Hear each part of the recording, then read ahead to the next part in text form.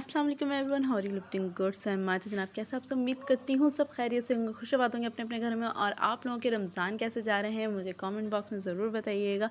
तो जनाब जैसा कि आपको पता है कि हमारे घर से जानी है टोटल 5 ईदियाँ, जिसमें से 2 ईदियाँ हमने पहुंचा दी हैं। आज थी तीसरी की बारी, तो तीसरी ईदी पहुंचाएंगे हम आज।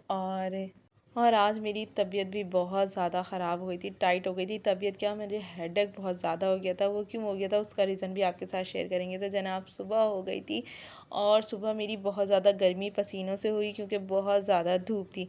चलो धूप में फिर हम लोग उठने के बाद हमें मार्केट से कुछ सामान लाना था, तो हम वहाँ मार्केट चले गए। मार्केट से लेना था कुछ सामान ले लिया था, फिर कुछ फ्रूट लिया। फ्रूट मैंने मज़े की बात मैंने बाहर से ही पैक करवा लिया, और मैंने बोला चलो घर में पैक करने की इसमें झंझट नहीं होगी, तो उन्होंने बोला हम पैक कर देंगे। तो मैं सारा फ्रूट ले गई थी शॉप पे, और शॉप पे पैक करवा लिया था। थोड़ी सी मैंने पन्नी खोल दी ताकि फ़्रूट को हवा लगे, क्योंकि एट अ टाइम तो नहीं जाना था, ये जाना था रोज़े के बाद। तो मैंने थोड़ी सी पन्नी खोल दी थी ताकि फ़्रूट ख़राब ना हो और फ्रूट को हवा लगती रहे। और मुझे ऐसा लगा था कि मैंने पता नहीं क्या अचीव कर लिया, क्योंकि एक तो पैकिंग हो गई, ऊपर से फ्रूट आ गया। वरना एंड टाइम पे फ्रूट आता है, क्योंकि फ्रूट जाना होता है फ्रेश, तो फ्रेश फ्रूट आता है फिर वो जाता है, तो बड़ी उसमें होती है। खैर फ्रूट की बास्केट रेडी है, और बाकी खजला फेनी वगैरह जो होती है उसकी भी बास्केट रेडी है। अब हमारी मेहंदी की रेडी करने की, मेहंदी चूड़ियाँ वगैरह जो चीज़ें हैं वो भी हमने रेडी करनी है। तो यहाँ बास्केट मैंने ले लिया, उसमें सारी सामान एक एक करके सब रख रही थी। तो मैंने कहा आज थोड़ा सा व्लॉग शूट कर लूँ, वरना हमने इतनी जल्दी जल्दी ईदी दी है ना। और हम लोगों के साथ हमेशा ये होता है, बहुत जल्दी जल्दी में ईदियाँ जाती हैं, आधा सामान रह जाता है, फिर आधा सामान एंड टाइम पे आता है। तो ये सारी बास्केट मैंने पूरी पैक करके रखी हुई है। इसमें वही खजूर पानी जो भी होता है वो सब था। तो यहाँ मैंने एक बास्केट तय करके बोली हूँ, तैयार करके रखी हुई है, पहले ही मैंने तैयार कर दी थी इसको, और ये वो मैंने बनाई है। और उसके बाद दूसरी बास्केट भी रेडी हो गई है, और फ्रूट का टोकरा भी रेडी हो गया है। तो बस सब चीज़ें, बस मैंने बोला कि टाइम से टाइम रेडी हो जाएं। तो यहाँ बस थोड़ी सी चीज़ें और आ गई थी, वो भी डाली, क्योंकि मार्केट इसीलिए जाना था क्योंकि किसी ना किसी की कोई ना कोई चीज़ रह जाता है। ऐसा लगता है हमारे घर शादी सीज़न चल रहा है, तो कोई ना कोई चीज़ रह जाती है। फिर अब मेहंदी कभी कुछ भूल जाते हैं, कभी कुछ भूल जाते हैं, कुछ हम भुलक्कड़ भी हैं। तो यहाँ मैं चीज़ें सेट कर रही थी। और आज तो बास्केट वाले से भी मेरी हो गई, इतनी महंगी महंगी दे रहा है। मैंने ना भाई क्या हो गया है, इतनी महंगी दे रहे हो, थोड़ा सस्ती लगाओ, हमें और लोगों को भी देना है। तो उसने बोला भाई शादियाँ कर दो, तुमने लटकाया हुआ क्यों है 5-5 लोगों को। मैंने ना भाई हमें सिस्टर्स की दिया जाएंगी, उनकी ऑलरेडी शादी हो गई है माशाल्लाह। 12 साल हो गए मेरी सिस्टर को, जो बड़ी वाली सिस्टर है उनकी आज तक माशाल्लाह माशाल्लाह ईदी जा रही है। तो बस यही होता है कि ईदी में जो होता है हम लोगों से उतना कर देते हैं। तो यहाँ मैं थोड़े ड्रेस वगैरह सब पैक करने के रखने वाली थी।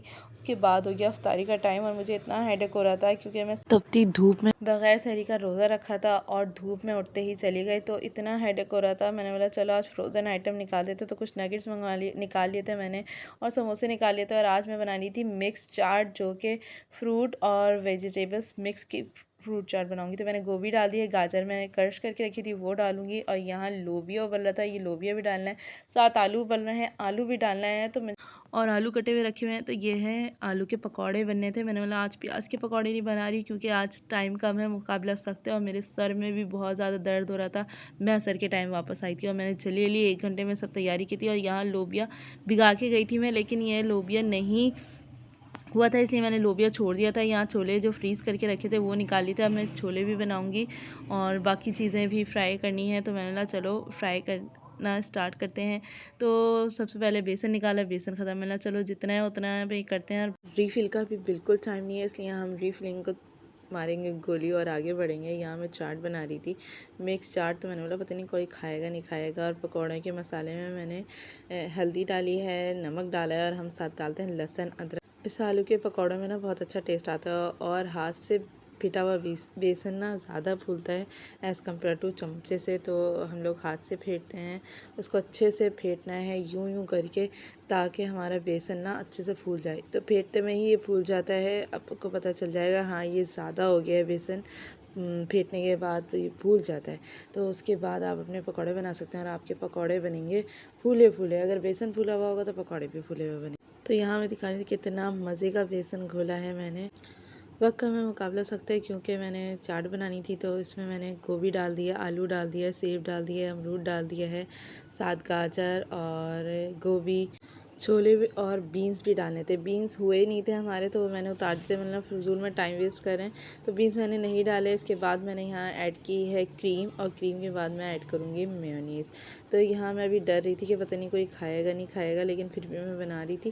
तो यहाँ मैंने मेयोनीज़ ऐड कर दिया, क्रीम ऐड कर दिया, थोड़ी सा ब्लैक पेपर डाला था, और क्या डाला था, नमक। तो बस क्वांटिटी मैंने कम ही रखी थी। मैंने बोला कि कहीं ऐसा ना हो कि ये सैलेड कोई खाए ही ना। और इसमें डलने थे मैक्रोनी भी, तो मैक्रोनी बाहर ही रह गए मैक्रोनी, क्योंकि ये बॉईल नहीं हुए थे फ़िलहाल, और इनको बॉईल करने का ना टाइम था ना गैस भी शॉर्टेज चल रही है। तो बस फिर मैंने मैक्रोनी छोड़े, और मैंने बोला बस जो जो बन गया बस उसी को मिक्स करो। और एक दफ़ा तो हुआ कि नहीं बनाऊँ मैं, लेकिन मैं मॉम को बोल चुकी थी मैं ये वाली सैलेड बनाऊँ। फिर मैं सोचा चलो बना ही देती हूँ थोड़ी बहुत चीज़ों से, क्योंकि बॉइल्ड पोटैटोज़ हो गए थे। और फिर उसके बाद मैंने यहाँ काठियावाड़ी छोले बना लिए थे, और छोले बहुत ज़्यादा जल्दी बन के तैयार हो जाते हैं। तो मैंने बोला ये वाले छोले बनाते हैं काठियावाड़ी, किसी दिन रेसिपी भी शेयर करूँगी इसकी। तो जनाब यहाँ समोसे भी फ्राई हो चुके थे, और उसके बाद आलू के जो पकौड़े बनाने थे वो भी फ्राई हो गए थे। तो अल्लाह का शुक्र था सब चीज़ें टाइम पे हो गई थी। हालांकि मेरे सर में इतना दर्द हो रहा था, वो सिर्फ गर्मी में बाहर जाने की वजह से हुआ, धूप लगने की वजह से हुआ। तो इफ्तारी के बाद मैंने कॉफ़ी बनाई, ब्लैक कॉफ़ी। तो मैंने बोला चलो थोड़ा सा तो सर का दर्द ठीक होगा, क्योंकि सर के दर्द के साथ मुझे नहीं सरवाइव करना था, और हमें जाना था फिर से मार्केट। तो यहाँ बाया पहनी हुई थी। मैंने बोला चलो टाइम है, हो सकता है कॉफ़ी से ठीक हो जाए। तो कॉफ़ी से भी इस वक्त ठीक नहीं हुआ था, और लेकिन थोड़ा कम ज़रूर हो गया था। इफ्तारी के वक्त तो बहुत ही ज़्यादा दर्द हो रहा था। फिर हम पहुँचे मार्केट, और यहाँ आने के बाद 4 to 5 आवर हम लोग सिर्फ चलते ही रहे हैं। कुछ समझ नहीं आ रहा था। कभी आप जाओ ना शॉपिंग करने, तो आपको पता है ऐसा लगता है सब कुछ पुराना है, कुछ नया नहीं आया है, कुछ डिफरेंट नहीं आया है, कुछ यूनिक नहीं आया है। तो अगर आप किसी चीज़ स्पेसिफ़िक चीज़ के लिए, स्पेसिफ़िक पर्सन्स के लिए कुछ चीज़ सर्च करने जाते हो ना, तो आपको वाक़ई ही ऐसा लगता है कुछ नहीं है। तो जनाब यहाँ हम पहले एक मार्केट गए, फिर सेकंड, फिर थर्ड, यहाँ तीनों मॉल जो हैं वहाँ गए थे हम। तो बस एक-एक करके सारे मॉल्स गए, फिर समझ में नहीं आता, फिर वापस आए। तो बस यही करा हमने, और फिर हम लोग घर मॉल जाने का एक फ़ायदा हुआ कि मेरा सर का दर्द ठीक हो गया, लेकिन मेरी टाँगों में ज़रूर दर्द हो गया उसके बाद। तो जनाब फिर उसके बाद हम लोग निकले घर की तरफ, और फिर जो ईदी पहुंचानी थी हमने, तो वहाँ तो नहीं गए, बहुत दूर था। फिर हमने दूसरी सिस्टर के घर ईदी पहुंचा दी। फिर सोने के बाद मेरी टाँगों में भी दर्द ठीक हो गया था। तो यही था आज का व्लॉग। फिर मुलाकात होगी नेक्स्ट व्लॉग से। जब तक के लिए अल्लाह हाफ़िज़।